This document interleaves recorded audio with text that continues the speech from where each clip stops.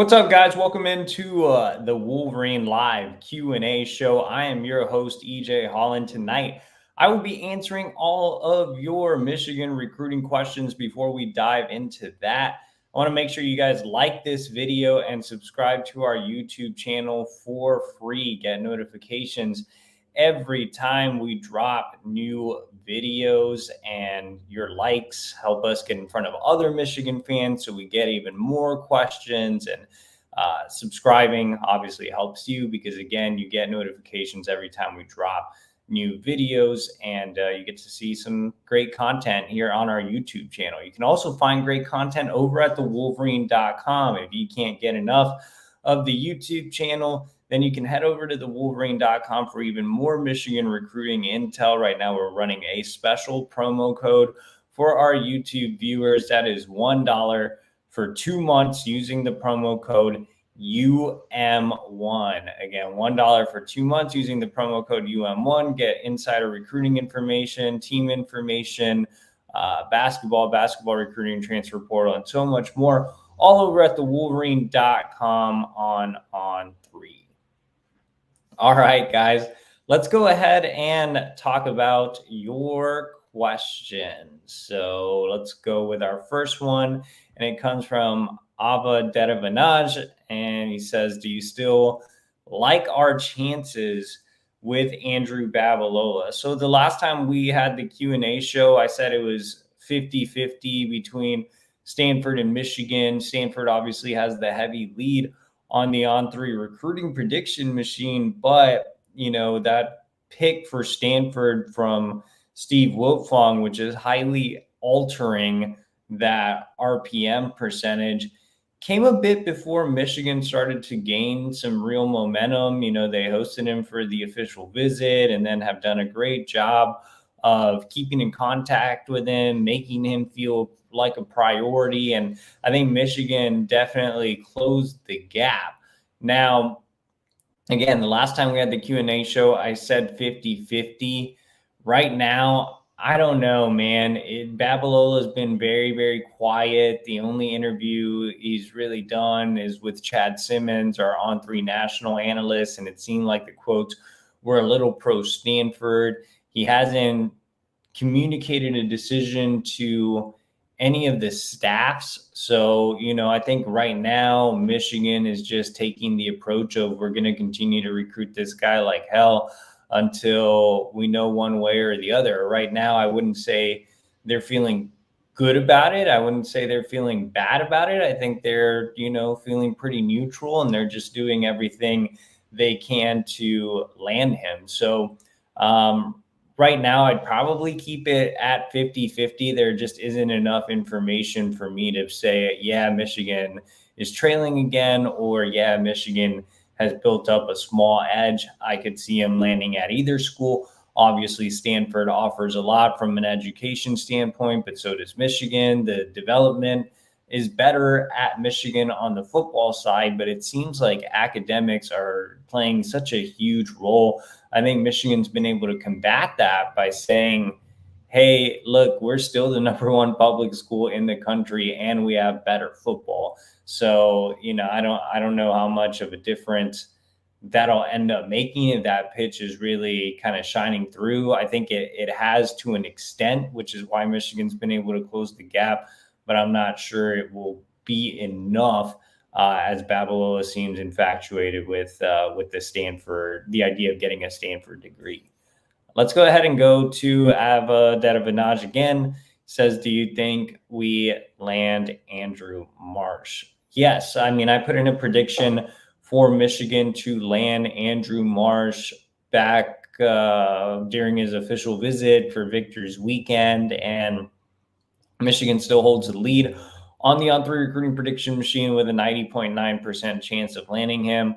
Again, I feel very confident in my pick. Our Steve Wiltfong, I know, feels good about his pick. I talked to him here recently going into the barbecue, and he felt really good about Marsh, especially with him returning to campus. Remember, the barbecue visit was his third visit to Michigan of the summer and second unofficial visit. He made an unofficial visit in June, returned for Victor's weekend for his OV, and then came back on his own dime again for the barbecue at the Big House. He's developed really good relationships with Sherrone Moore and Ron Bellamy, as well as some of the commits in the class. He had a chance to bond with Brady Hart as well during the visit. So yeah, I think that, there's no reason for me to really feel like there's any concern. I mean, I feel like Michigan has by far the best chance to land Andrew Marsh, who is set to make his decision officially on August 20th. So just a couple weeks away. Let's go ahead and go to Noah.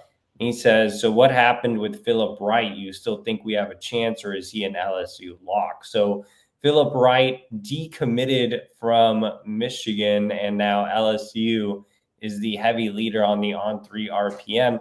I put in a pick for LSU, and if I covered LSU, I would feel extremely confident. I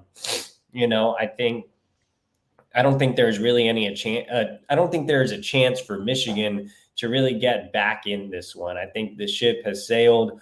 What happened was he committed to Michigan because, he had a great relationship with Ron Bellamy, and that played a huge role. Michigan prioritized him for a long time, made him feel wanted, gave him the opportunity, or told him he had the opportunity to come in and be an immediate difference maker. And during that time, LSU kind of had him on the back burner. They started to turn up the heat a little bit towards, the time he made his decision to commit to Michigan. And then they continued to really put the pressure on him. They got him to visit for their Bayou Splash weekend. Obviously, Michigan also got him on campus for the barbecue at the Big House. But I think LSU did a great job on that visit. And LSU just does a great job in general of keeping Louisiana kids at home, and especially Destrehan kids, where Philip Wright goes to school.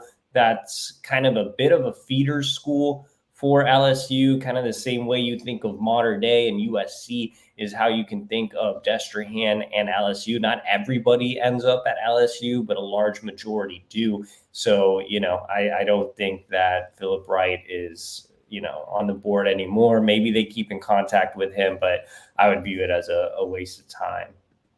Tyson Smith says, do we land Jayden Sanders? Now, I mentioned it on the show yesterday. I still feel good about my pick for Michigan to land Jayden Sanders. I think Michigan came out of the barbecue at the Big House as the leader in the recruitment. But, the two regional schools, Baylor and Oklahoma State, have made it a priority to keep him closer to home. Oklahoma State was his first offer, and I think that's meaningful for him. And obviously they have a big need for corner. Baylor has kind of popped up a little bit here recently. They were always kind of in the mix, but not really considered up there with Michigan and Oklahoma State. Now they are. That's a little worrisome just because of the way Baylor is approaching NIL on the recruiting trail, which they've talked about openly. So, it'll be interesting to see if either of those schools can keep him close to home. The interesting thing with Jayden Sanders is it's August 7th. He's set to make his decision on August 10th, and he has not informed coaching staffs of his decision. So I checked in with a source close to the Michigan program yesterday, and he told me he was feeling pretty good, but still was kind of in the dark about the decision. And that's where I am too. I'm feeling pretty good about my pick, but it's, I wouldn't say it's concerning. Some kids don't really give staffs the heads up until the day before or something like that, or even the day of. But I do think, there's a little bit of just a little bit of worry considering, what Baylor's kind of been doing here recently. So we'll see how it kind of plays out. Plus distance, Jayden Sanders is a small town Texas kid, and sometimes kids from small towns in the Lone Star State want to play a little closer to home. So it's definitely something to watch. And I wouldn't say that Jayden Sanders is fully locked in. I think that I feel better if I were to say, rank the confidence level in my picks, I would put Andrew Marsh ahead of Jayden Sanders right now. But that doesn't mean I don't think Jayden Sanders will pick Michigan this weekend. Tyson Smith says, how was Haider? So obviously, if you follow me on social media or over at thewolverine.com, you know I made the trip over to the Charlottesville area to see Savon Haider, the nation's #2 ranked running back, number 29 overall prospect in the country, a top target for Michigan next cycle. And, you know, it was great hanging out with Savon, seeing him train. And I feel like I'm building a pretty good relationship with him and his family. His father, Rod, has been awesome throughout the process. You know, Savion's kind of just a different type of kid. He's from a really rural part of Virginia. His dad was on the phone with me, giving me directions to the field. I didn't have service, so it was like cutting in and out. There were like more churches than there were people. It was just, it's way out there. He goes to an elite private school in Woodbury Forest, but you know, where they were training was closer to his actual home, around Mineral, Virginia. And man, like I said, it is a country town. You are way out there. And you know, I asked Savon, I was like, what do you like to do for fun out here? And he was like, I hang out at the gas station. And I've never heard a recruit say, I hang out at a gas station for fun. He's like, there isn't much else to do. He also rides 4-wheelers and just hangs out. So mostly just focuses on football. So not a ton of hobbies for Savon, but just more of a quiet kid that really has a passion for the game. And he has a great relationship with Tony Alford, who recruited him at Ohio State. His father and everybody around Savion's recruitment has a ton of respect for Alford. And, you know, it was crazy to me being out there at the workout and being like, man, Michigan could really land this kid in large part because of Tony Alford, and Mike Hart didn't even bother to offer Savon Haider. It's just absolutely wild. Not to get into a Mike Hart war in the comments like people like to make it out, but it's just a fact. Like, Mike Hart didn't even offer Savon Haider. It's crazy. He's now been to campus twice. Again, I think that relationship with Alford's going a long way. Really talented player, really quick, explosive. You know, he has a really great muscular build in both halves. He can be a power back. He can catch the ball out of the backfield. He's a three-down back. I think that there's just a lot to like about Savon Haider's game, a lot to like about his personality as well. And I think another interesting note is just the fact that he's built up a friendship with Brady Hart. Those two are connecting super well. They played on the same team at the Future 50 event in Florida when they did the 5v5 part of the camp. And they obviously got to hang out again at the barbecue at the Big House. And when I visited with Brady Hart in Florida last week, he told me, hey, make sure you tell Savon I said, what's up? So Brady's, and he was quote tweeting my videos and everything. So Brady's on this one. He's recruiting Haider really hard. So yeah, I think right now, Michigan and Georgia are probably the two teams at the top of the list, with Ohio State, Penn State, Tennessee being some of the others he mentioned. Tyson Smith back with another one. He says, who will have a better season, Brady Hart or Carter Smith? That's a good question. I will say that I'll cheat on this question. I'll say Brady Hart passes for more yards than Carter, and Carter rushes for more yards than Brady.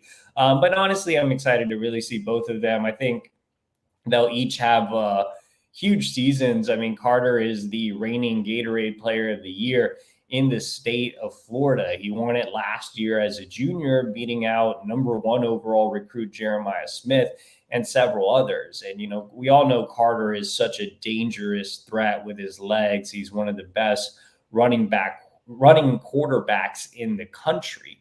But I think he's made it a point to really work in the shadows with private quarterback trainers this offseason that have worked with Brock Purdy and Gardner Minshew and guys like that. And I think he's making a lot of strides as a pure passer. On the flip side of the coin, Brady isn't much of a runner. He's athletic around the pocket. He's, faster than a guy like Jayden Davis, or more athletic than a guy like a Jayden Davis. So, Jayden Davis didn't run at all, but he also wasn't very mobile around the pocket, which was one of my biggest critiques of him.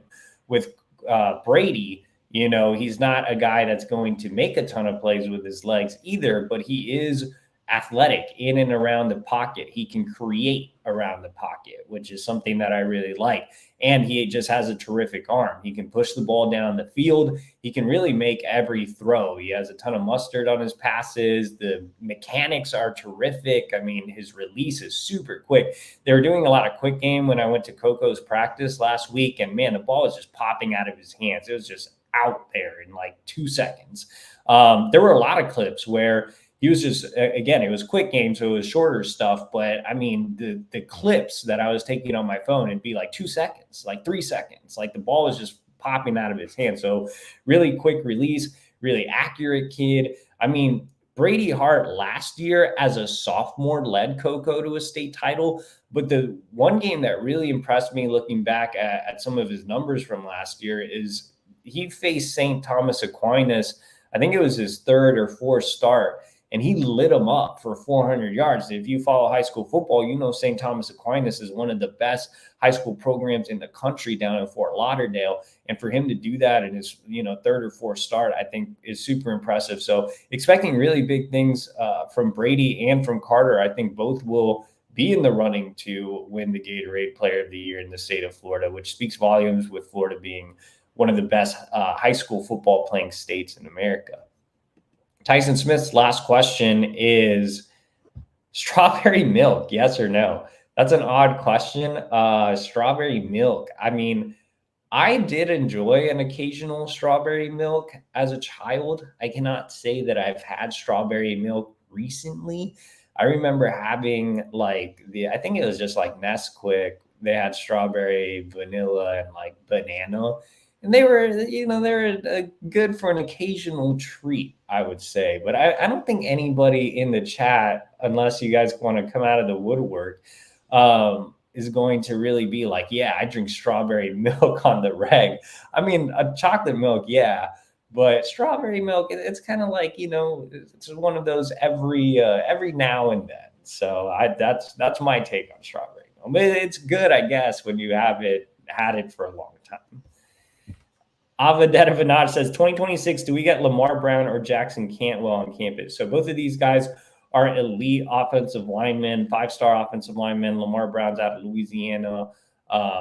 Cantwell is out in kind of just the big country area of the United States. Lamar Brown, I think, has expressed some interest, but man, University Lab, talking about feeder schools to LSU, they send a lot of kids to LSU, and LSU has the heavy lead, so I would have zero optimism there.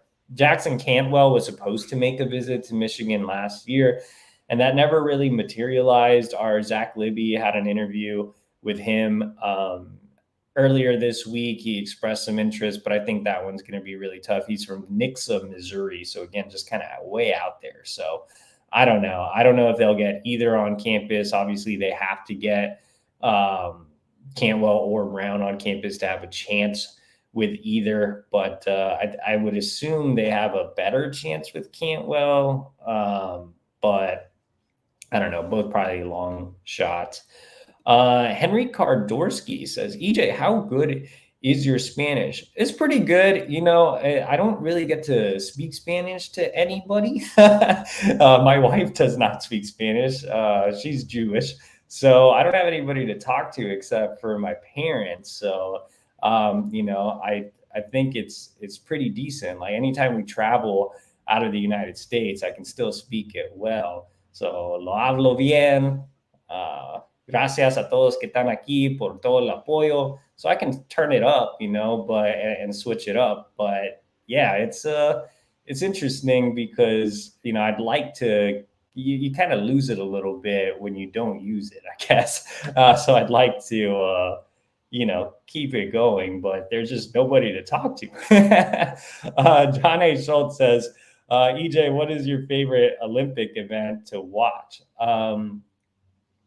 Probably, I don't know, man. I don't really watch the Olympics like that. I mean, obviously, I'm a big boxing fan, but the amateur style is so different. You're not really going for knockouts per se. You're going for points. It's kind of like, sometimes when you're a really great amateur boxer, it doesn't really translate well to the professionals. Sometimes these guys are never really heard from at the professional level. I think sometimes these guys don't really live up to the hype at the professional level because it's kind of a different sport when it comes to amateur boxing. So I don't really watch it like that. I mean, I'll watch like soccer and stuff. I would say like an obscure one. Well, Winter Olympics, curling is everybody's favorite Winter Olympic, right? I actually got a chance to do curling when I lived in Chicago. And, Summer Olympics is probably just ping pong, man. Everybody enjoys a good game of ping pong. I once destroyed Samaj Morgan in a game of ping pong. And I actually took a ping pong class when I went to college because I had like a health elective or something. I don't really know if they're called electives in college, but anyway, I had to take some health class and I was like, man, I don't feel like running around really. Like I played intramural football and stuff, but for a class, I was like, you know what? I'm going to take ping pong. It's fun. I can stay indoors, stay out of the Texas heat. So I'm going to go with ping pong. McMutton. McMutton. Okay. So I don't know if that's your last name or not, but kudos to you for being named McMutton, if that's true. I guess it's kind of like McLovin.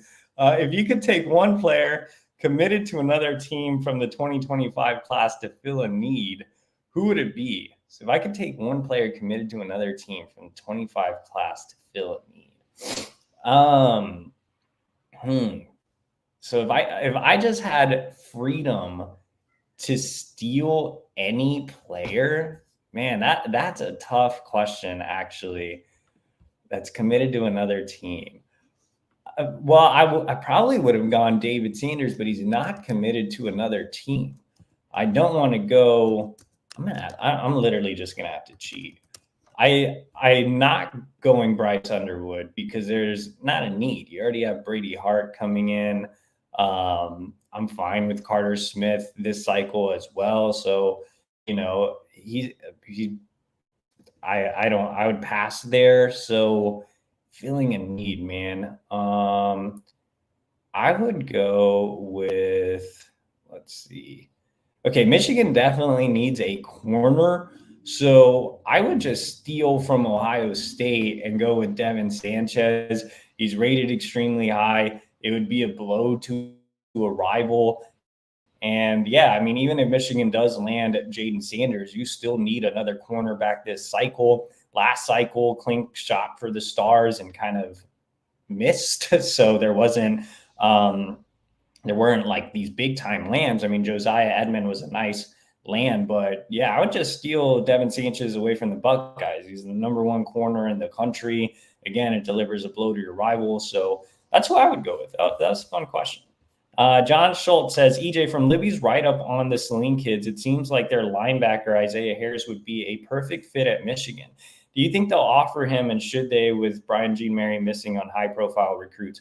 Well, Isaiah Harris is a 2026, so there's still plenty of time to evaluate him. I think Jean Mary is going to continue to work on some more high-profile kids before turning to Isaiah Harris, but if he has a strong season, then yeah, I mean, I think he's a guy that they're familiar with, so they could definitely take a shot there. Henry Kardorsky says, EJ, should we be worried there's no Sherrone emoji on DJ Sanders, or has he not informed anyone yet? There's still some cautious optimism there. Like I said yesterday, I'm not guaranteeing that Michigan's going to land DJ Sanders or trying to provide you with false hope. But I just don't think he's informed staffs yet, to be honest. So we'll see. what happens with the eyeball emoji. The kind of same thing with Jayden Sanders. It just hasn't informed staffs.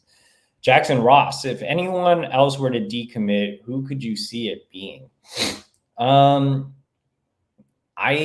don't think anybody's really in jeopardy of decommitting. Maybe down the line, like Brody Jennings, because he was such an out of the blue commitment from the Southeast. But I talked to Brody, and he seems super happy with an early decision in the 25 class. Like, maybe if LSU makes a really big run for Jasper Parker or Jacob Washington, but both of those guys are locked in and they were back for the barbecue. So I don't think they're really in jeopardy of losing others. Henry Kardorsky again says, EJ, will Michigan go after other edges, or Marco Jones was more of an opportunity to pursue? Jordan Young would be a take, but is Michigan even pressing since they're fine with Ivan Taylor? Yeah, with Marco Jones, I mean, I think he would be a bit of a tough flip from A&M with baseball becoming more of a factor for him. In terms of other edge recruits, I think they're going to take some time to evaluate some senior film and could potentially push for some others at the position. Jordan Young, the on 300 safety prospect from North Carolina, I haven't heard his name in a while, so I think they're kind of fine there. Lori O says, hi, EJ, do recruits bring up the NCAA investigation? Honestly, no. Like, I haven't really heard anything from recruits over the last week or since the report. Even when I was with Savon Haider earlier today, wasn't even a part of the discussion. Lori O says, hi, EJ, do recruits bring up the NCAA investigations? Do they think they are hurting recruiting? Like I said, recruits aren't really talking about it. I don't think it'll really hurt recruiting until something actually happens, if it happens. Michigan Lovers says, do recruiting analysts know what recruits decide on earlier than regular people? Yeah, for the most part. I mean, there are some kids that do a good job of keeping things close to the vest. Or even this week, DJ Sanders and Jayden Sanders have done a nice job of not informing staffs, keeping leaks at a minimum. But for the most part, that's what we get paid to do. What would you say the odds are for Michigan to land DJ Sanders? That's a good question. Probably like 35%, which doesn't seem great, but it gives Michigan enough of an outside shot, and it's not a complete, like, Michigan's way out of the picture. So I think 35% is more than what people were expecting from him. And, again, it's not like I'm putting a ton of confidence or saying this is 50-50, but Michigan's hanging in there. Let's go down to John A. Scholl, and he says, I hear people bring up Kentucky commit Preston Bowman as a possible Wright replacement. Is that realistic since he's turned down Ohio State's offer? Yeah, we talked about him on the show yesterday. I think Michigan is going to take a closer look at him. I don't know if he's necessarily turned down Ohio State's offer. I know they did offer him and they are recruiting him, but Ohio State's also after Jerome Miles and some other highly ranked guys. So we'll see how things kind of play out. I mean, at the end of the day, it's Kentucky. Like, yeah, I know Michigan's lost some recruiting battles to Kentucky because of NIL and stuff, but we're talking about a 3-star slot receiver. I'm not sure how much NIL they are doing there, like they did with Marquise Davis. So we'll see how the fall plays out with him. Tyler Buckle says, hey, EJ, coming in late, so apologies if you already answered, but who would you lean towards getting the final nod for DJ Sanders? I don't know, man. There seems to be some conflicting information. Like Texas, those on the Texas side feel pretty optimistic. Other schools think that Texas may be overestimating. Texas A&M has re-entered the picture. I think, as of yesterday, all 3 schools were still in it. So we'll see. I mean, I probably lean Texas just because that's more of where the buzz has come from. But, I think it was very interesting that there was some cautious optimism on the Michigan side and that Texas A&M's re-entered the picture. CJ Features says, anything new on our 2025 wide receiver recruiting targets? Yeah, so I think, Michigan's going to probably end up getting Andrew Marsh. He is set to make his decision August 20th. That would give them 2 commits. They already have Jacob Washington. They want to find a true replacement for Philip Wright. So I think they'll look at guys like Preston Bowman and Jamari Bryce, potentially a guy like Cam Miller. So we'll see where they go at, to fill that void as a slot. They would make room for a fourth receiver if his name is Jerome Miles. They hosted him for the barbecue. So that's kind of just an overall picture there. Noah K says, who is more realistic to land, Kamar Archie or Owusu Boateng? Right now, probably Nathaniel Owusu Boateng, because they are making him a priority and he's uncommitted. Kamar Archie obviously committed to Rutgers. Now, it's Rutgers, so Archie could always flip down the line, but I thought they made it a point to keep him close to home. And Archie has, some things going on, I would say. With Owusu Boateng, I think Michigan's right in it, but this is kind of a long game. I think they have to get him back on campus. Linebacker recruiting. All right. Red Sox lover 216 says, I haven't been watching stuff since the Natty. Are we still getting ruined with NIL?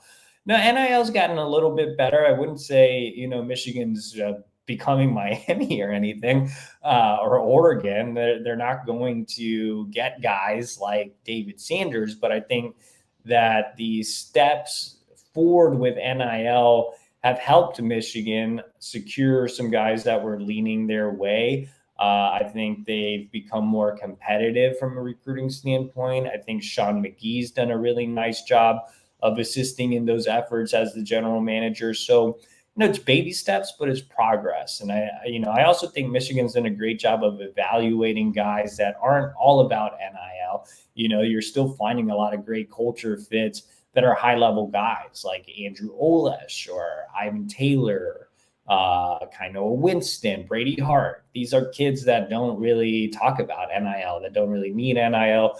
And are still ranked very high. So I think Michigan's done a great job with identification of non-NIL prospects or of prospects they can make competitive offers to and still land, maybe a guy like Andrew Marsh. Those are the types of recruitments they're winning. They're just not going after, the bag level recruitments like a David Sanders. John A. Schultz says, EJ, with or without a Jayden Sanders commitment, do you think Michigan could still go after Trinity Waitley? He seems intriguing and could be a steal as a defensive back. Yeah, he's a kid Michigan offered during the spring eval period. I think what type of corner they look for will depend on whether they get Jayden Sanders. And I think Waitley is super intriguing. Jayden Sanders isn't going to bring a ton of speed. He's going to bring length, good technique, good height. Waitley's kind of a bit of a project, but man, he definitely brings verified times.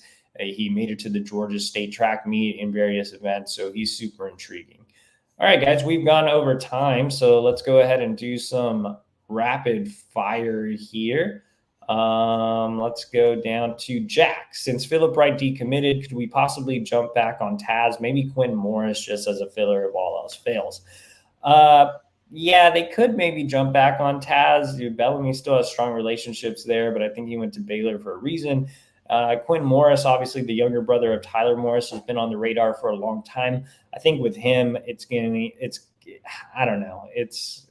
be interesting. There just hasn't been a ton going on in his recruitment, so Michigan really hasn't prioritized him throughout the cycle.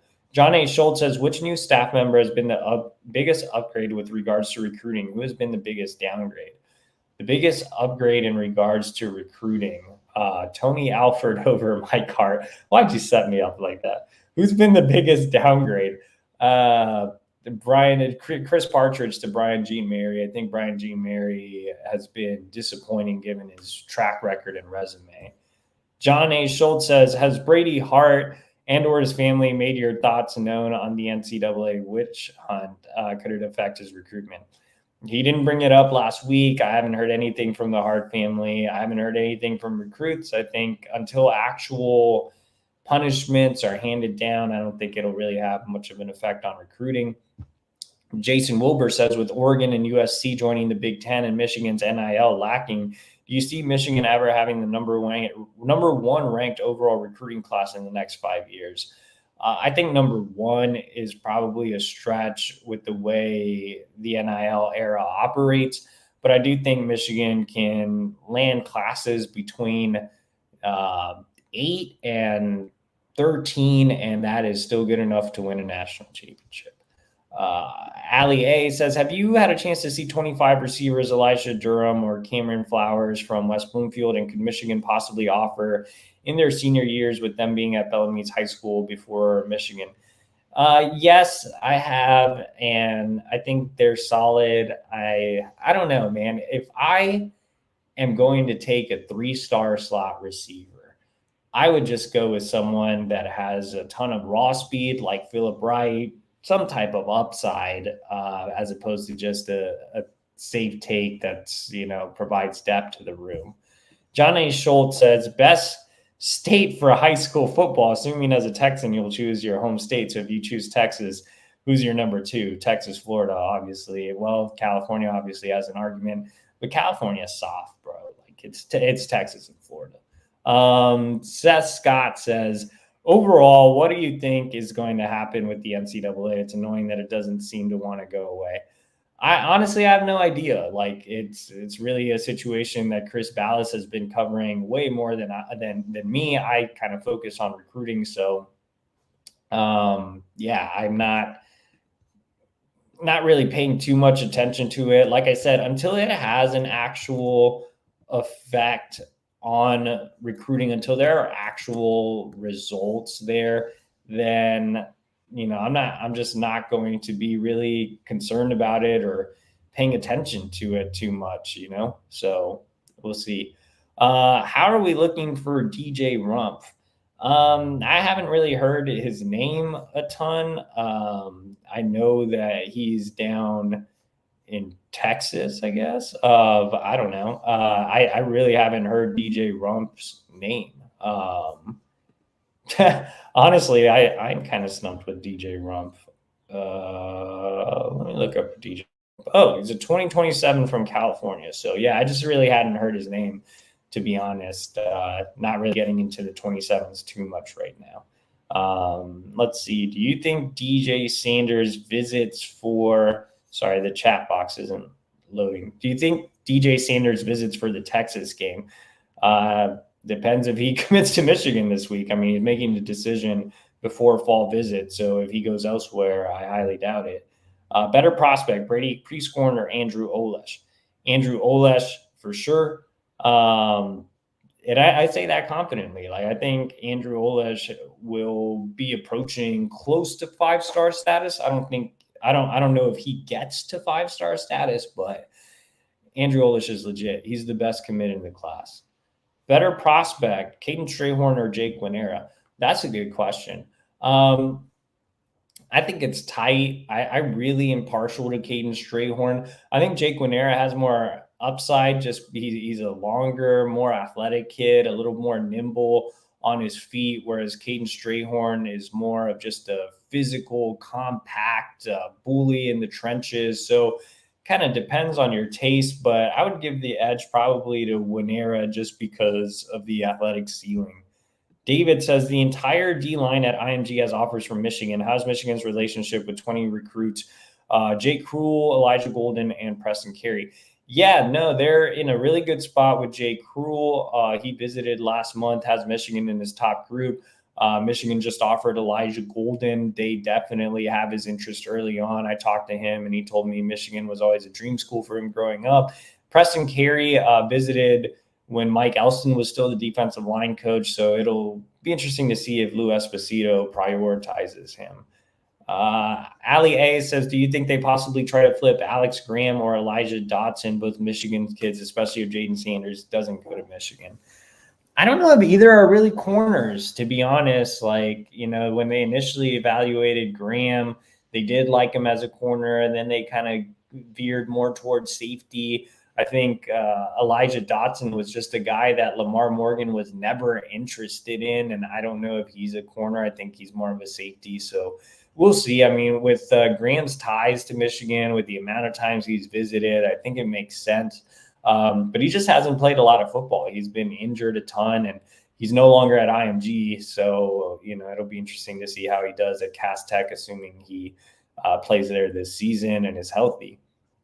Ollie A says, why did Michigan stop recruiting Nick Marsh when he's looking like a guy who will be a 3-and-done draft pick from Michigan State? Plus, he adds length that Michigan needs. He might have been a starter right now.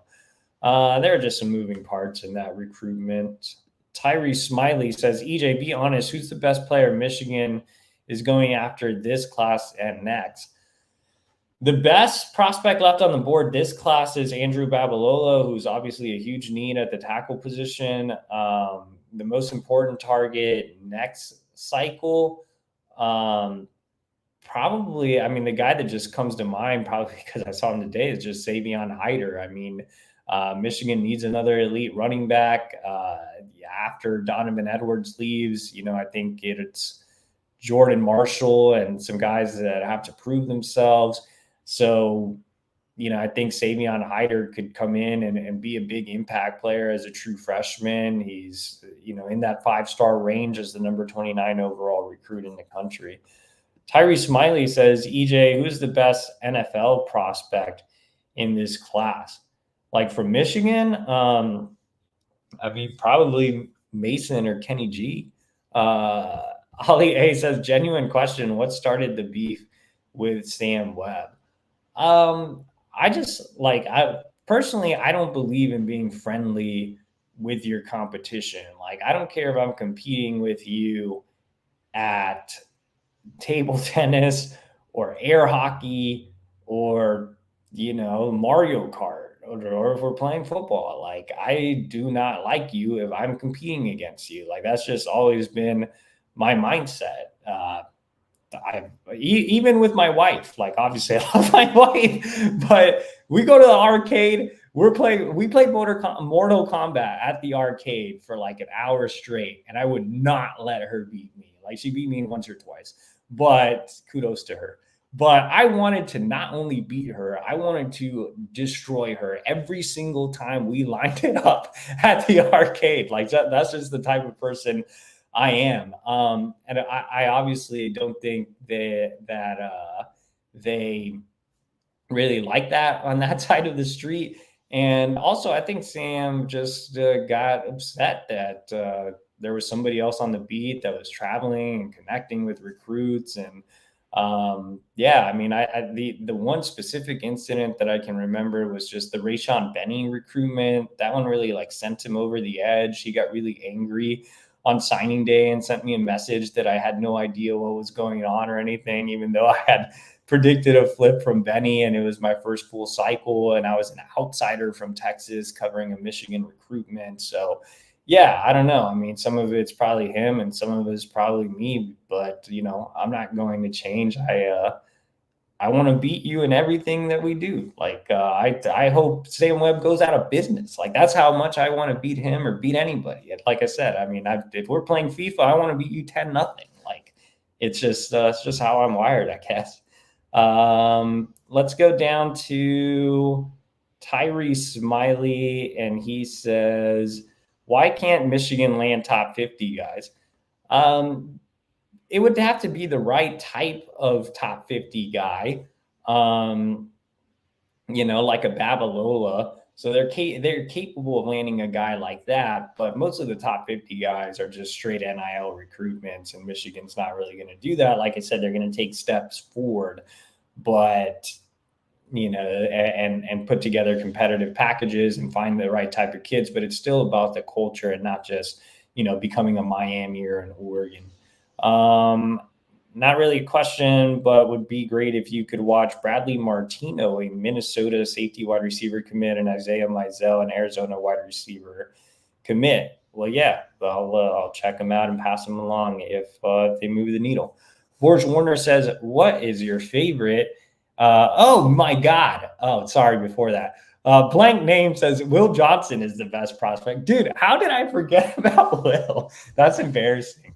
Yes, Will Johnson is the best prospect. I love all that. That 2022 class was great to cover. Will Johnson, Kenneth Grant, Mason Graham, like all those guys were awesome. And, obviously I'm excited to see Donovan go in the draft this year, as well as part of the 2021 class. There's still a lot of great recruits from my first couple of cycles. I very much apologize to the great Will Johnson. Borge Warner, last question on the show is, what is your favorite fast food hamburger? I don't know if it counts as fast food.